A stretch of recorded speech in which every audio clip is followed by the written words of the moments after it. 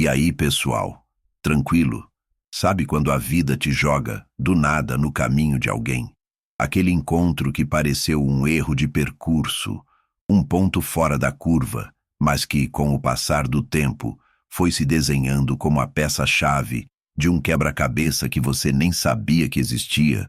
É como se o destino, com um sorriso enigmático, te dissesse: "Tá vendo? Era aqui que você tinha que estar."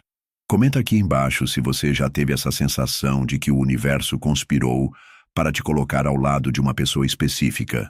E já que a gente está nesse clima de mistério, se inscreve no canal e ativa o sininho para não perder os próximos vídeos, beleza? Ah, e se o conteúdo fizer sentido, já deixa o like para dar uma força. Hoje a gente vai mergulhar de cabeça em uma ideia que me fascina: a sincronicidade, um conceito do psicólogo suíço Carl Jung.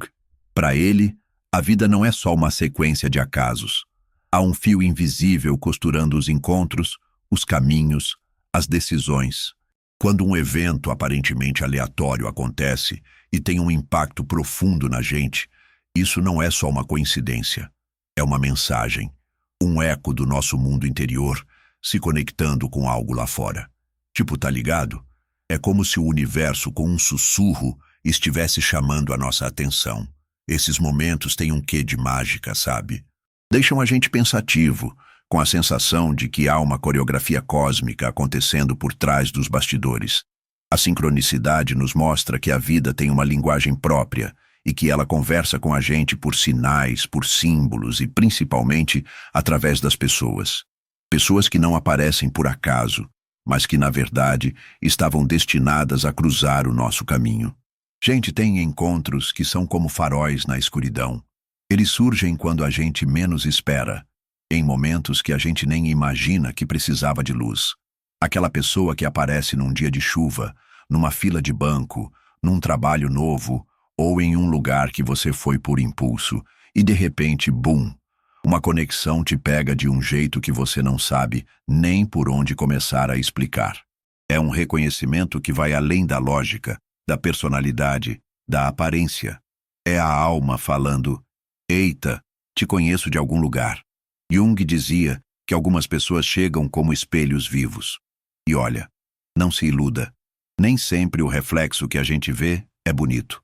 Elas surgem para nos sacudir, para nos provocar, para nos ensinar e, muitas vezes, para nos empurrar para onde a gente precisa ir, mesmo que a gente resista a isso. Essas conexões não vêm com flores e declarações de amor. Elas vêm com impacto, com um choque, com uma sacudida que vira nosso mundo de cabeça para baixo. No começo, a gente pode até se irritar, se perguntar: mas por que essa pessoa me incomoda tanto? A gente foge, se esquiva, mas a verdade é que não dá para fugir do próprio reflexo.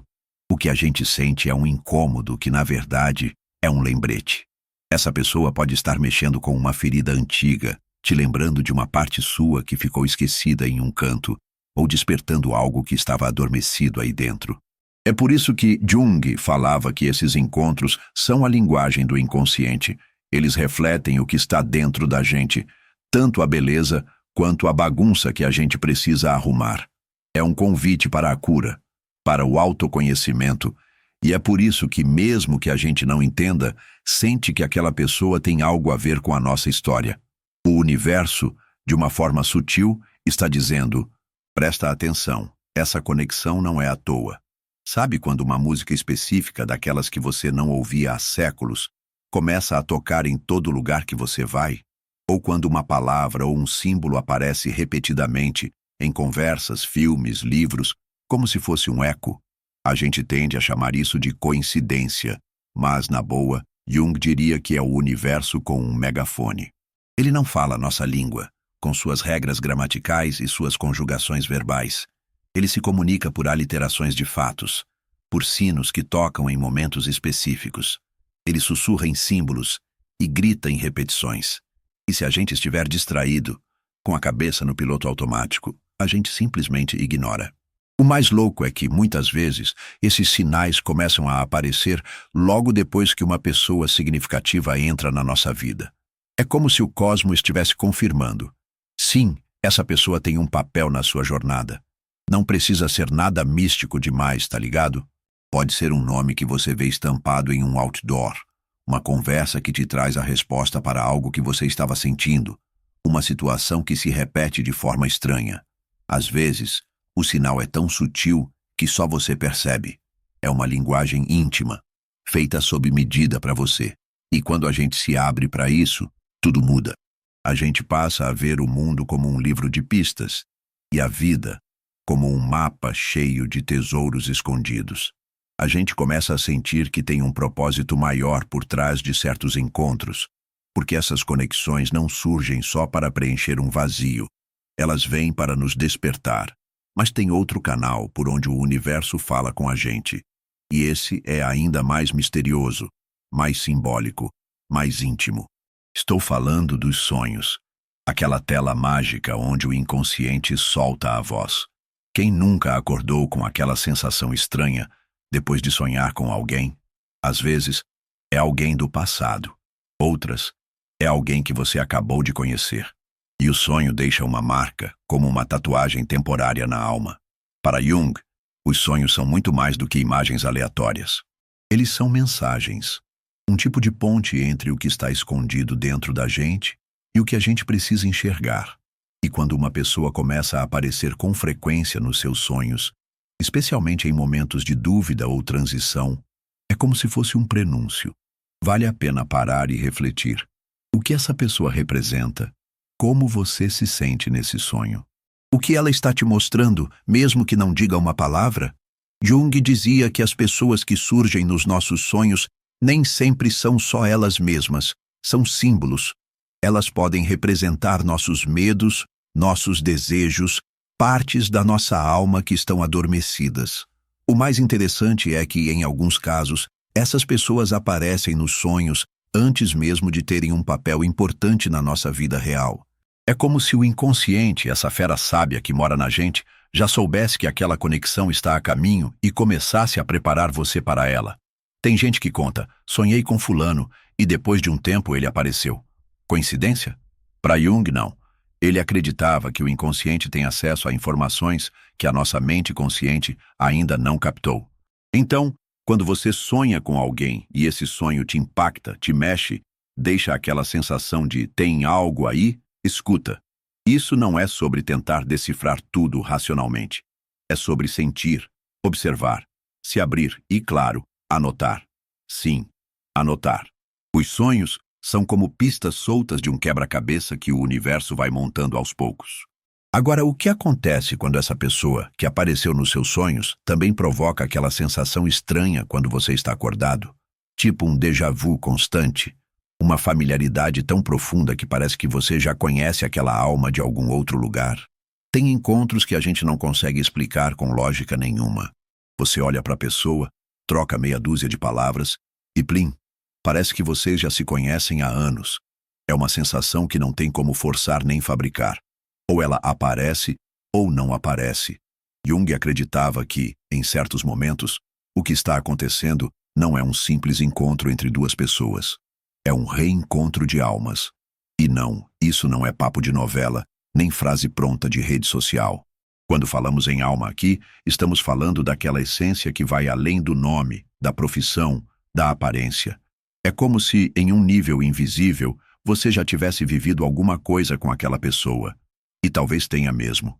Jung acreditava que o inconsciente coletivo, essa parte da mente que todos nós compartilhamos, carrega registros antigos, coisas que atravessam o tempo, que vêm de gerações passadas, de experiências que deixaram marcas profundas. E quando você encontra alguém que desperta essa memória, o corpo sente, a alma reconhece. Pode vir como uma sensação de paz, de pertencimento, ou, ironicamente, como um medo inexplicável. Às vezes, você sente vontade de se aproximar, e às vezes, vontade de fugir, porque essas conexões mexem com a gente de um jeito diferente. Não é sobre afinidade de hobbies, é sobre afinidade energética. E tem mais. O tempo parece funcionar diferente nesses encontros. Às vezes, uma conversa de 2 horas parece mais significativa do que uma amizade de 10 anos. É como se cada palavra trocada carregasse um peso, uma entrega, uma intimidade que não precisou ser construída. Ela já estava ali. Jung chamava isso de processo de individuação, quando a gente começa a perceber que algumas pessoas entram na nossa vida não para nos completar, mas para nos ajudar a descobrir quem realmente somos. Mas atenção, essas conexões, por mais bonitas que sejam, nem sempre são leves. E é aí que mora o desafio, porque muitas vezes o verdadeiro propósito desse reencontro não é te dar conforto, é te tirar da zona de conforto, é te mostrar coisas que você talvez não queria ver, mas precisa. Quando a gente ouve falar de alma gêmea ou conexão de alma, a gente imagina algo leve, bonito, mágico, mas na real, às vezes a alma que se conecta com a sua não vem para te dar carinho. Ela vem para te sacudir, te cutucar, te confrontar. Carl Jung tinha uma frase muito forte sobre isso. Encontros importantes são planejados pelas almas muito antes dos corpos se verem. E sabe o que ele queria dizer com isso? Que algumas pessoas entram na nossa vida para ativar algo dentro de nós, e nem sempre esse algo é gostoso de olhar.